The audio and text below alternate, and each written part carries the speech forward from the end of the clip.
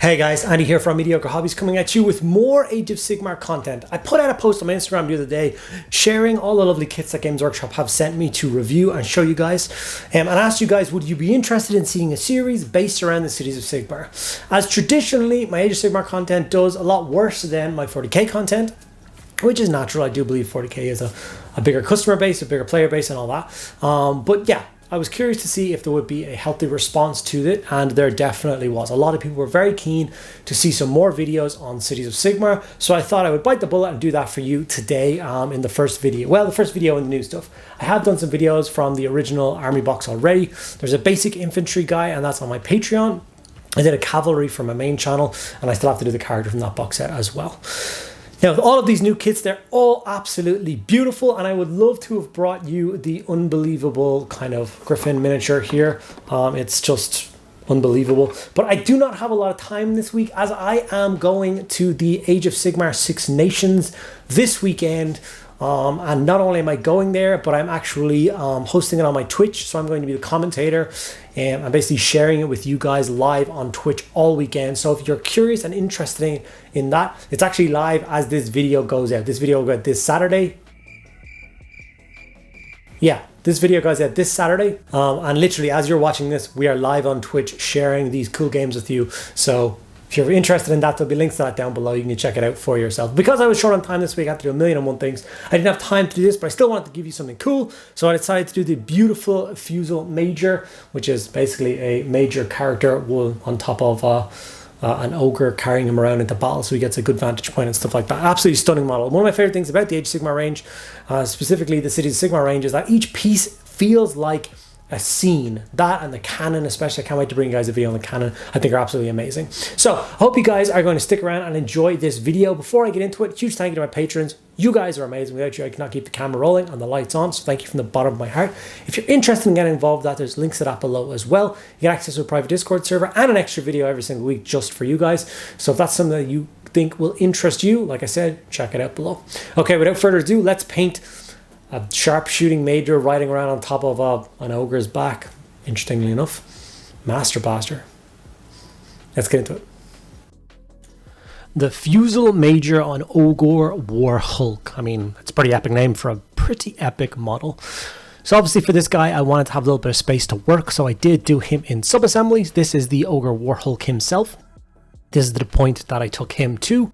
Obviously I left his giant big I don't know what you call it. What's the thing on a pirate ship? The crow's nest. The crow's nest is what I'm going to call it. Off on a separate piece, his big beautiful shield, and then obviously the Major himself, who sits in that nice vantage point himself. I left him separate. The models were all sprayed black and then given a heavy dusting of grey sear, which is my preferred starting point for working with contrast. After that, I grabbed my Iron Jaws yellow and went to work on all the parts of the miniature that I want to be yellow. Now here's where I vary from the traditional scheme just a little bit. Greywater Fastness is my chosen city for all of my kind of ranged units. Anything that uses black powder comes from the Greywater Fastness. So I plan to do obviously the Warhulk, all my Fusiliers and the cannon itself are all going to get done in this particular city scheme. Now, I thought this city scheme was a lot more yellow than it was. It turns out the actual infantry are supposed to be wearing a lot of black fabric. I didn't like this. It's supposed to be black fabric with yellow trim. So all I did to make myself feel better, because that's what you can do with your models, paint them whatever way you want, is I inverted that. So I went for big yellow cloth, and then I did black trim around the miniature to make it stand out. I think it still perfectly fits in with the Greywater Fastness scheme, but it's just more to my taste, more of my liking.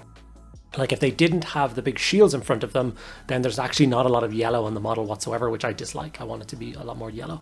After that, I grabbed some Black Templar contrast, and I painted in all the black areas of the miniature. For the Warhulk himself, it was his pants and some of his boots and stuff like that. And then obviously the trim around that jacket, like I was talking about. You can see where I put the yellow. All the bits where I put the yellow here is supposed to be black. So I think you'll agree that it's the better way around. I don't know. Let me know in the comments if you think you disagree. But I think I like it more this way around. Obviously, it's not going to be a huge amount of yellow on him, but it would have been literally no yellow on him otherwise. Just the trim would have been yellow and that's it. Gore Grunt of Fur was then brought in for all of the leather parts, so obviously he's wearing nice leather gloves. He's got the gaiters on his boots. You know, Games Workshop's mad for their gaiters on everything these days, which I don't mind. That's not an attack on Games Workshop. I think they're really cool, really nice aesthetic, and they add to that military look of any force, so I'm here for gaiters. And then obviously all the straps to hold on armor panels and stuff like that are going to get done with the Gore Grunt of Fur as well. Including going back to the Major himself and going in with his little man bag. Obviously the straps to go across his back and stuff like that. I did the strap around his waist in black, just added a little bit more to that trim. He didn't have as much black parts on him as the other piece, so yeah, just my personal choice. Obviously there was lots of this that are supposed to be like black metallic, so there's a bunch of metallic parts on the miniature that I also did in the Black Templar contrast, but I will go a different route with those afterwards. Gargak Sur was then brought in for all of the wood trim. Now usually it's supposed to be a little bit paler, and if I was to go back and redo this miniature again, knowing what I know now, I might have gone a little paler on this wood. It was really dark. Now, it does look really nice, but the examples that they gave in the book gave this wood to be a lot brighter, more of like a sandy color. I think that might have sat with the tones of the model a little bit better, but by no means does it look bad at the end. It's just, yeah, you can see how dark it is here. They want it to be a little bit brighter. Maybe that's the right choice. I don't know. Agros Dunes was then brought in for basically the purity seals. If you know what a purity seal is, you'll know what this is. All the parchments and stuff hanging off of the miniature, plus any rope. So obviously the Major himself has the fuse for his big flintlock rifle, and that gets done on that. There's a rope to make sure he doesn't fall out the back of his little balcony, and we get that done in that color as well. A lot of people, when I did the Army Painter speed paint review the other day, suggested that I try out their skin colors, that they're really good, so I thought, why not give it a go on this particular model. It's a one-off piece. Actually, I want another one, but you know what I mean. It's a one-off piece. It doesn't have to match the rest of the army's skin tone, so I decided to give it a go. It's fine. It doesn't scream like, it's not miles better than any of the contrast stuff, or it's not miles worse. It's about the same. So if I'm missing something, I can't see it. It's just good. It's as good as Gulliman Flesh, in my opinion. It was then time to bring in some lead belcher. And for this, I hit all of the armor panels on this model. So obviously he's got quite a few armored pieces. You don't get called a Warhulk for nothing. So obviously built into the armor of his feet, his knees, his shoulders, and then there's like chains and stuff hanging off him. He's got a nice little sword, like a gladius, probably a broadsword for most other people. But for an Ogroid, it's a gladius. Obviously the head of his big mallet, helmet, all those bits and pieces, gorget to protect his neck. And then of course on all the other bits and pieces around the model, there's some metallics to get done as well. So the Major has his rifle, chainmail, a few armored pieces, the cupola or the crow's nest, or whatever you want to call it, has a few bits hanging off the side of it, some kind of gargoyle-y things. A lantern is hanging off the front and stuff. That all has to get some metallic coats as well. This guy has a mallet for reasons. I don't really know why he has a mallet. Why does a Major have a mallet? It's not like he's an engineer or something, or is he supposed to be an engineer? I don't know. Couldn't figure that out myself. Why did they decide to give him a mallet? I grabbed some gold as well, and now it's time to do the kind of hilt and pommel of this guy's nice sword. Obviously his big stylized headpiece on top of his helmet got done in the gold as well. And then that's pretty much it for all of the base coats. From here, I just grabbed Seraphim Sepia and I applied this as a coat over the entire model. Every single part of it got done with Seraphim Sepia, which works a treat. It definitely changes that grey water fastness yellow to that kind of yellow tinged with orange, which is what I was looking for. It's why I decided to use sepia here, was specifically to tint the yellow the tone that I needed to be, so it would sit properly in with the grey water fastness. It does not matter what it does to the rest of the model. It highlights it just fine, or shades it just fine. It's all going to get layered up anyway. But like I said, yellow is the important thing. And that's what I say, if you stick with really neutral tones for shades, you know, you're either doing like a browns, slight yellows, or blacks, you can pretty much do most models in a full coat of that, and it won't really do too much, especially if you're going for army painter as opposed to, you know, crazy detail painting. I got a bit of lead belcher here, and I'm going to dry brush this over any of the black metallic parts on the model. So for instance, the rest of this shield is going to get done with this, just adding a little bit of the silver scratching along the edges. And after I do it on those black parts, it's just a standard lead belcher highlight on the rest of it. So the chains hanging off this guy, all of his armor panels, the gold, his helmet, all those bits and pieces are going to get done with that. I also threw a little bit of brown texture paint over the base. I'm not going to be showing you guys how to base the miniature. I say this in a lot of videos, but obviously people have their own way of basing miniatures. There's no point in running it through my video. Not a lot of people are going to follow along with that. But I just used some dark earth from AK Interactive, and I'll just be dry brushing it up with a few lighter colors later on, rimming it black and leaving it there. I might do something else with it later down the line with some tufts, but for now I'm happy with that. So you will see at one stage you'll just click and be magically done. Corvus Black was used to highlight all of the black parts that are not metallic, normal fabric bits. So obviously the trim and braiding across his uniform gets done with a coat of that. His pants, his boots, and any other bits and pieces you can think. The like cushion bit that's across his back and around his waist to protect him from getting, I don't know, rubbed uncontrollably from the goddamn crow's nest.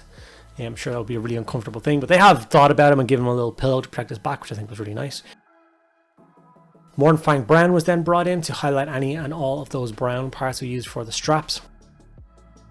This is the perfect tone to highlight those with. It's going to make it stand out a little bit. It's going to look really nice as leather, but it's not going to overpower the yellow or anything like that. Obviously, you're going to apply this to the straps. Obviously, he's got his gloves on and a few bits and pieces of that. The Major as well has some of those bits too. He's got gloves on, so make sure you're following along with this. A lot of the stages that you're seeing here will of course transfer directly over to the Major himself, so please don't forget those parts when you're doing it. I'm not just painting the Ogre by himself as I go along, I'm painting all the parts together. Anything that's appropriate gets done at the same time. Cadian Flesh was then brought in for the skin, highlighting it, and I just gave it 2 layers of that. 2 layers of skin. First one was Cadian, and then it went into Kislev. Very quick, very easy. And honestly, it was a little bit pale. What I didn't show afterwards, I missed actually that when I was doing it, was I did grab a little bit of Reikland Flesh Shade again, thinned down, and I applied that over the skin on the faces again, just add a little bit more kind of life to them, a little bit more red tones, which I think it was missing. After that, I just finished off a few details, so I put some pure Iyanden yellow into the lantern to make it look like it's glowing. Painted the teeth. Any other highlights or bits that I was missing, some nails on the bottom of the shield got done, just stuff like that that you would miss throughout the course of it. I always do a last check on bits and pieces, but so far so good. Highlighted the skin or the hair on that guy with a little bit of Xandru dust, but nothing crazy. After that, I just assembled all the pieces together as one solid thing, which gave me my finished Warhulk with Major standing on top of it. I have to turn it sideways to fit in with the profile of the video so you can see the whole thing. I definitely think it screams grey water fastness. I love how it looks. Beautiful piece, beautiful model, absolute, so much fun to paint. There is a different variant you can make with that kit, so I definitely want to get my hands on a second one and do the other one. Here's 3 quick still images of what he looks like. Like I said, I'm quite pleased with the result, and I'm so excited to bring you guys more Cities of Sigmar videos soon. I really hope you enjoyed this one. Make sure you let me know if you have. Okay guys, my Fusil-Major is now painted. Another thing ticked off the list for my Age of Sigmar, Cities of Sigmar army. That's actually the first single unit thing that I can actually tick off, but it's neither here nor there. Hope you guys enjoyed this video. If you did, make sure to show some support. I really do need to see some support on these videos to make me know that it's worth my time to make them. Yeah, it's kind of important. So just let me know in the comments below what you think. Let me know which one of these beautiful kits you want to see next. The things that I want to see most next are obviously Big Beautiful Griffin, but I also really want to see the cannon. I think the cannon is an absolutely beautiful piece and I really want to share it with you guys. So make sure you give the video a like. Ask me any question you want in the comments below. Make sure you subscribe to the channel. That's pretty much all I got to say, guys. Thank you so much for watching to the end. I'll see you in the next video.